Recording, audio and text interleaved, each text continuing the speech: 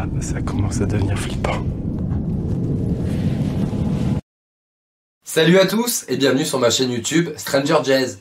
Aujourd'hui, j'ai décidé de vous faire partir en zone interdite. C'est juste avant la Seconde Guerre mondiale que démarra la construction de cette annexe de poudrerie. Deux petites baraques en bois abritant une cuisine, un magasin et des bureaux sans zone électricité furent construites, mais stoppées net par l'arrivée de la guerre. Ils reprendront une décennie plus tard en vue d'installer le personnel et les munitions. Au cours des années 50, la zone de vie ne cesse de s'agrandir. Magasins d'expédition, salles d'artifice, routes et voies ferrées y seront rajoutés. Ce n'est que 20 ans plus tard que la base et l'entrepôt deviennent autonomes. La superficie de l'ensemble du terrain est de 250 hectares.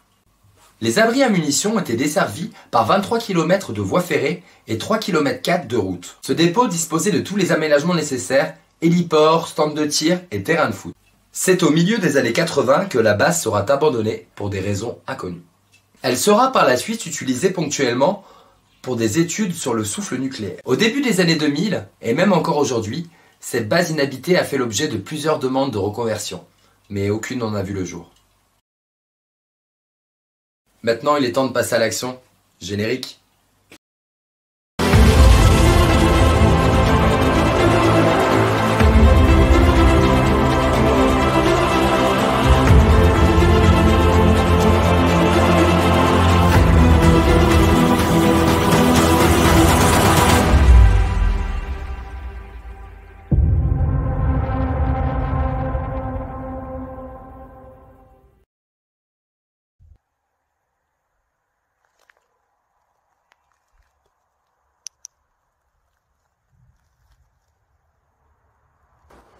Lors de cette expédition, je m'aventure seul dans cette ancienne base militaire.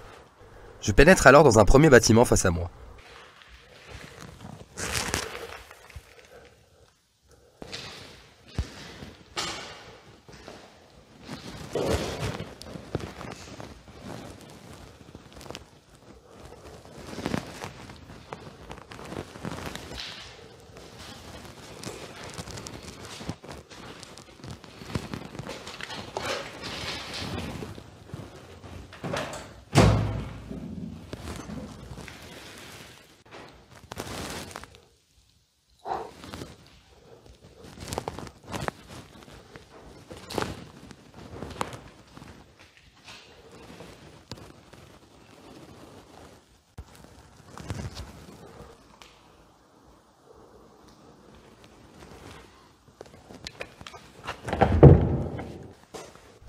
Le second bâtiment, aménagé d'étagères en bois, est disposé comme un labyrinthe.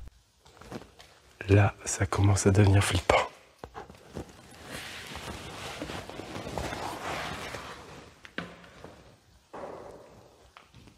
Wow.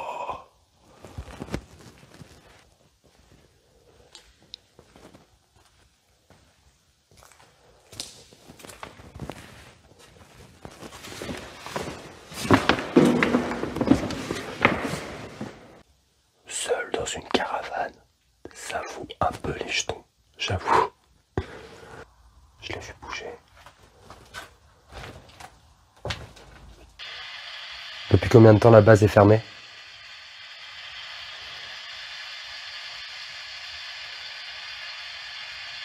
Quelqu'un est ici?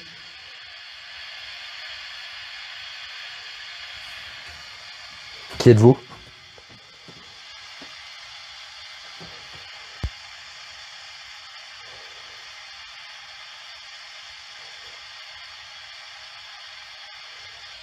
À qui appartenait cette caravane?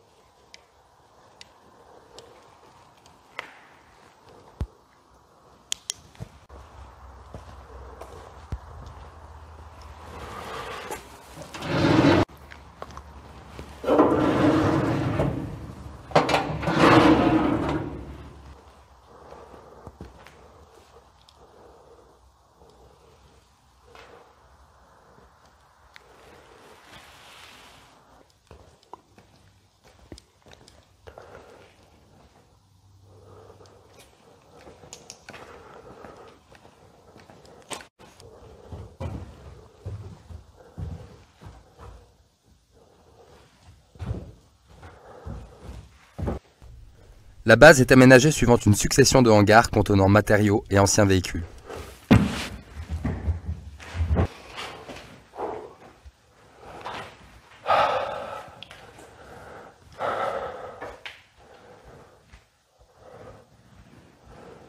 Elle fait flipper cet oiseau.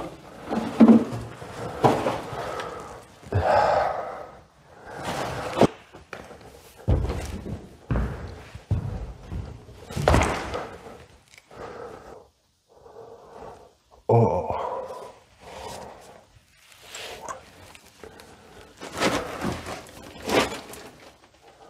Il n'y a rien de plus.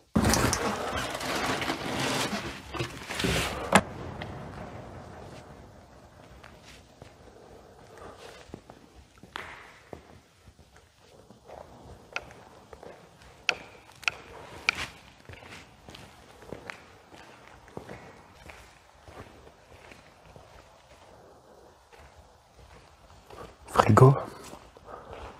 Même pas. Imprimante?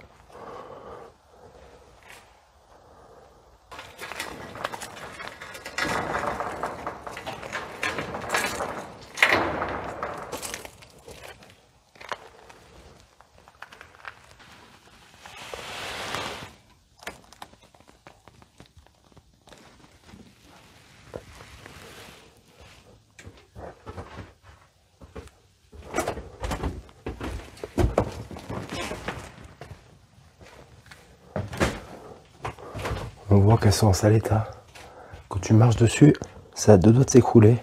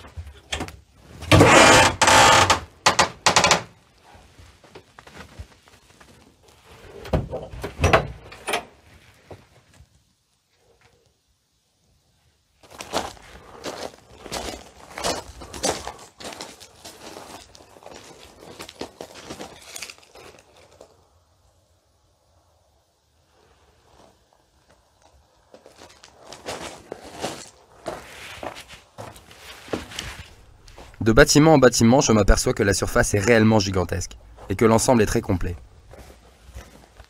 Comme avec ce long quai de déchargement et ses longues passerelles.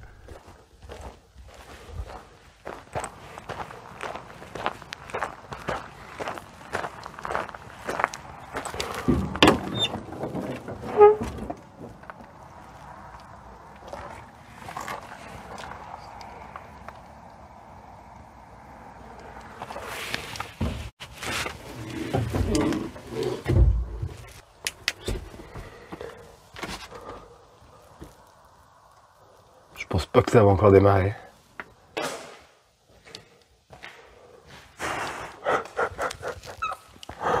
Et en plus, il lui manque un œil. Il n'y a personne sur le lit, j'espère. Oh. On se demande sérieusement comment certains objets sont arrivés jusqu'ici.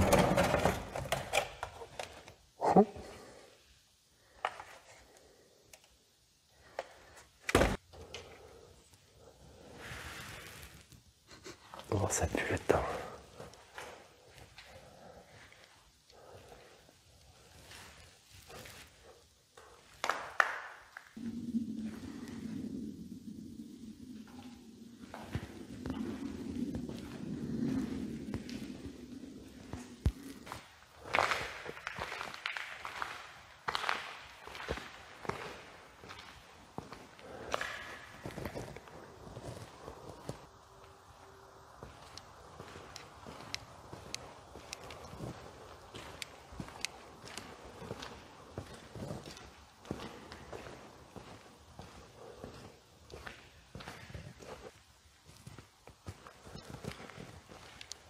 Parcours de chien.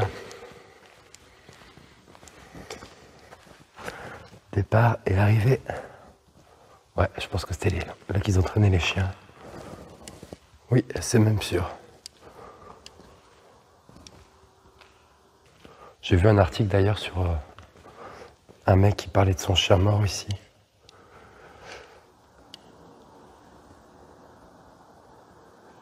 En 92, il me semble.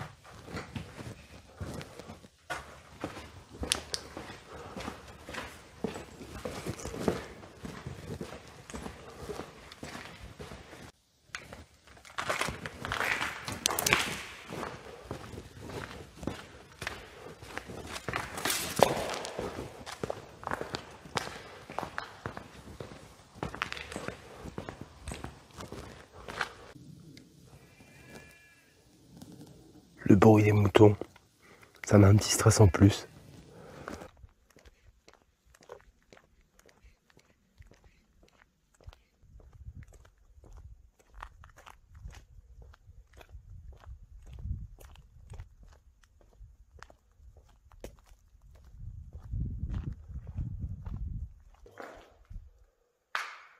Par où je commence? Les derniers bâtiments que je visite sont ceux du poste d'accueil situé face à l'entrée principale.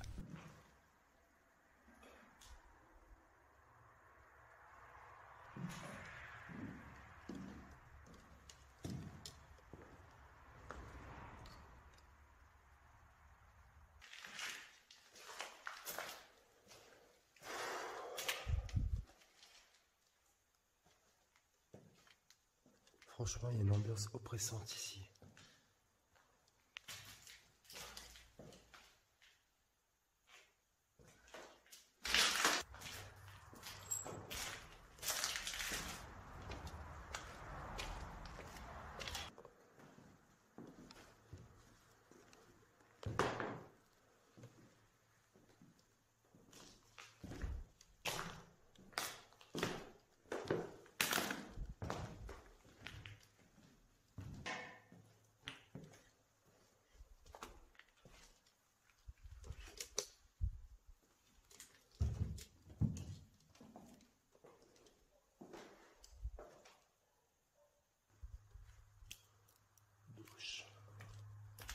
C'est pareil qu'au premier étage, j'ai l'impression.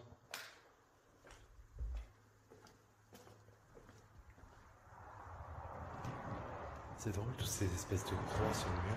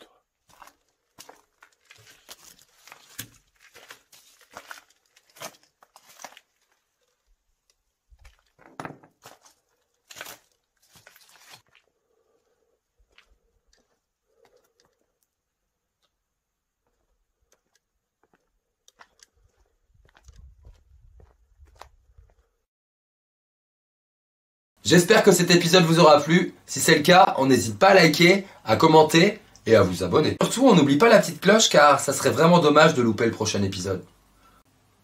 Mon t-shirt vous plaît? Ça tombe bien, j'ai une surprise pour vous.